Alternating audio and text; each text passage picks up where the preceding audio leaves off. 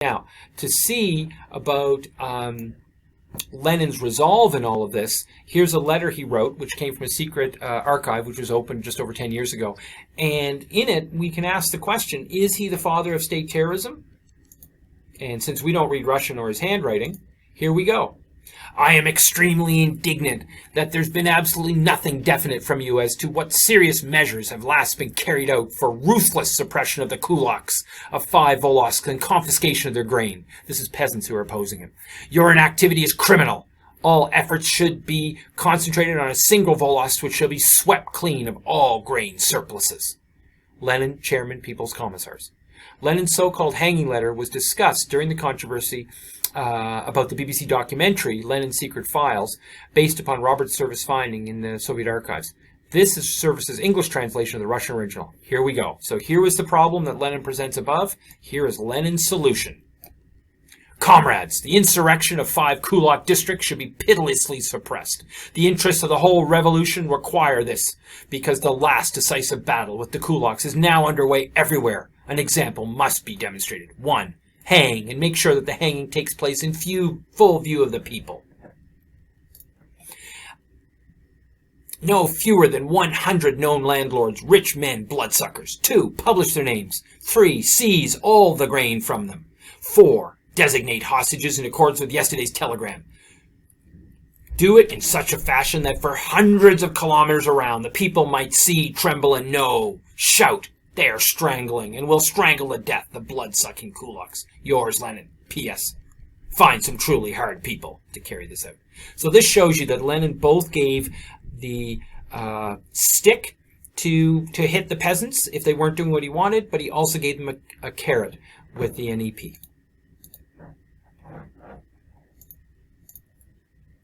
Now, we're going to summarize with Russia under the Bolsheviks and Lenin. All right, Russia under the Bolsheviks and Lenin. So before looking at foreign policy and after digesting that horrible letter that Lenin wrote, the blank prison was the tallest building in Russia. It's a riddle. 2, the Red Terror and class enemies. There's a merciless mass terror against all opponents of the revolution. Because remember, he's fighting class enemies. The Czech shot, how many from 1918 to 1922? There's Siberian prison camps, and we're going to increase from 50 to 70,000 prisoners from 1920 to 1923, and these are not nice camps to be in. This is not like the Tsarist exiles. They're going to be show trials, which are people are guilty already, and they're just going through the motions of putting them in jail. Putting them on trial, and then put them in jail, shoot them, and then if the Czech involved, maybe shoot them and their families. There's going to be the Union of the Militant something created. We're also going to see central control by the Central Committee. There's a ban on factions because this party is under assault, as you would have seen in the play posit if you just chose to look at that one. And they cannot have factions. They cannot have another revolution occur. And then finally, those nations like Georgia and Finland and Latvia, what happens to some of them? So you've had a chance to look at these things. Let's go find out. Lubyanka prison was the tallest building in Russia because from the basement of it where you're being tortured, you can see Siberia, those Siberian prison camps that are down here. The Czechoslovak people, tens of thousands of people killed. Remember, this is Lenin. He's got a merciless mass terror against all opponents of the revolution. And why? Because he is fighting a class war, and he needs to, just like when you fight a virus, your white blood cells need to be merciless taking it out. He is going to take out the virus and save the Russian society. There's going to be the Union of Militant Godless, which will start getting rid of the church and going after priests. Finally, there's going to be nations like Georgia and the Ukraine, which will be forcibly brought back into the country to form the USSR. Now, the Bolsheviks in the world. There's Lenin, and now you can start to see people's view. They were a merciless, nasty bunch. Now, mind you, the whites still had the white terror. So in Russia, no one's hands are clean during this civil war in this period. But Lenin and the Bolsheviks are going to seek peaceful coexistence. Lenin and others hoped for a world revolution, and in part, that's one reason he was waiting before he signed the Brest-Litovsk Treaty, was because he was hoping for revolution to break out in Poland and in Germany, and for those workers to join his revolution.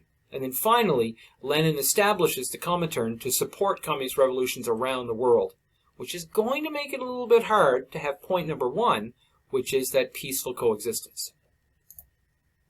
Now, here's from Lenin's speech, the 7th Bolshevik Party Congress of 6th of March 1918, urging acceptance of the peace treaty with Germany, signed 3rd of March. And it's that idea that I said, that he's hoping there's going to be a revolution, so he's not going to have to honor the agreement of that terrible, terrible treaty he signed. It will be a good thing if the German proletariat rises up in revolution. But have you discovered such an instrument, one that will determine that the German Revolution will break out such and such a day? No. That you do not know, and neither do we. We are staking everything on this card. If the revolution breaks out, everything is saved, of course. But if it does not, the masses will say to you, you acted like gamblers. And Lenin, if nothing, is a gambler. There will be a revolution, by the way, in Germany, the Spartacist uprising, but it fails. Then he continues here in his speech to the Bolshevik Party. Congress, rather. A period has set in of severe defeats inflicted by imperialism, armed to the teeth, upon a country which has demobilized its army, which had to demobilize. What I foretold has come to pass. Instead of the first Brest-Litovsk peace, we have received a much more humiliating peace, and the blame for this rests upon those who refused to accept the former peace. So here we are, Lenin spreading the blame of what's happened, but also hoping there'll be a revolution that will free him from the terms. Finally, we can see that Lenin is going to start to trade with other countries. They need to do that.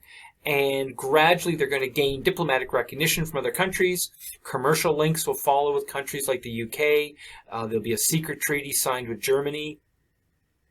And they did go to war with Poland to recover lands, while they did let Finland and the Baltic states leave.